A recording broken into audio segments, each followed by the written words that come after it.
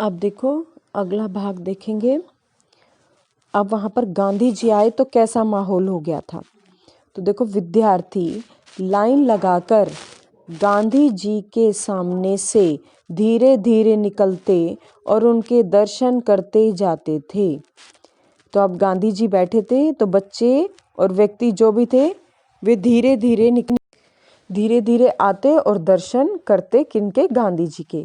वह जमीन पर दरी बिछाए बैठे थे। गांधी जी कहाँ बैठे थे, जमीन पर दरी बिछाकर। जहाँ तक लेखक को याद आ रहा है, स्मरण है, स्मरण मतलब याद आना, उनके सिर पर गांधी टोपी नहीं थी। देखो प्रतीक रूप में लोग गांधी टोपी तो पहनते थे, लेकिन गांधी जी स्वयं गांधी टोपी ना पहनकर क्या पहनते थे, पगड़ी पहनते थे। शाम को शहर में उनका भाषण था। पिताजी मुझे ले गए। हम लोग मंच के बहुत करीब थे। मंच यानी स्टेज के बहुत पास थे लेखक और उसके पिता। गांधी जी ने बोलना शुरू किया तो लोगों को सुनाई ना दिया कि इतनी भीड़ थी कि लोगों जो पीछे थे लोग उनको सुनाई नहीं दे पा रहा था। पीछे वालों ने जोर लगाया यानी भीड़ को आगे उन्होंने धक्का दिया। भीड़ बेकाबू हो गई। बेकाबू होना होता है अनियंत्रित हो गई, भाई उस पर कंट्रोल नहीं रहा भीड़ का आपस में। पिताजी ने उठाकर मुझे कंधे पर बैठा लिया, वरना कुचला गया होता। कि इतनी भीड़ थी, अगर पिताजी मुझे कंधे पर नहीं बैठाते तो मैं पक्का कुचल गया होता। सरस्वती पाठशाला शहर में राष्ट्रीय चेतना का गढ़ थी। यानी देश में राष्ट्रवादी विचारधारा को जगाने का मुख्य जो स्थान था वो क्या था, सरस्वती पाठशाला। उसमें एक बार कांग्रेस का कोई अधिवेशन भी हुआ था। अधिवेशन होता है बड़ी सभा, कोई मीटिंग होना। तो एक बार वहाँ पर कांग्रेस की बड़ी मीटिंग भी हुई थी। उसमें भारत के कोने कोने से बड़े नेता आए थे।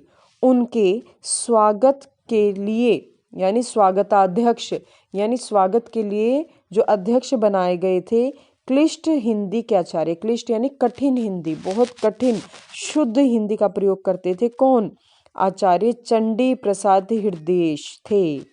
कौन थे स्वागताध्यक्ष, कौन बनाए गए, हिंदी के आचार्य चंडी प्रसाद हृदय। उनका छपा हुआ भाषण बांटा गया, यानी जो उन्होंने भाषण लिखा था वो सबको बांटा गया, जिसे मैंने कई बार पढ़ा। लेखक कहते हैं मैंने कई बार पढ़ा लेकिन मेरी समझ में कुछ नहीं आया, क्योंकि उसमें जो हिंदी भाषा का शब्दों का प्रयोग किया था वो बहुत ही कठिन शब्द थे। ब्रजभूषण लाल त्रिपाठी, जिनका उपनाम था, जिसे हम निकनेम भी कहते हैं, निश्चल कवि। जो ब्रजलाल भूषण त्रिपाठी जी थे वे कवि थे, नाटककार थे और अध्यापक थे।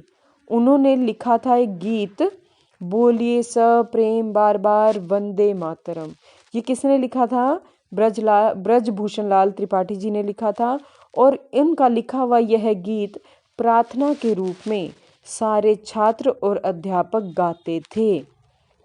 वे मेरी कक्षा में न पढ़ाते थे, मेरे बड़े भाई को पढ़ाते थे। अब लेखक कह रहा है जो ब्रजभूषण लाल त्रिपाठी जी थे वो मेरी कक्षा में तो नहीं पढ़ाते थे, यानी मुझे तो नहीं पढ़ाते थे, लेकिन वे मेरे बड़े भाई को अवश्य पढ़ाते थे।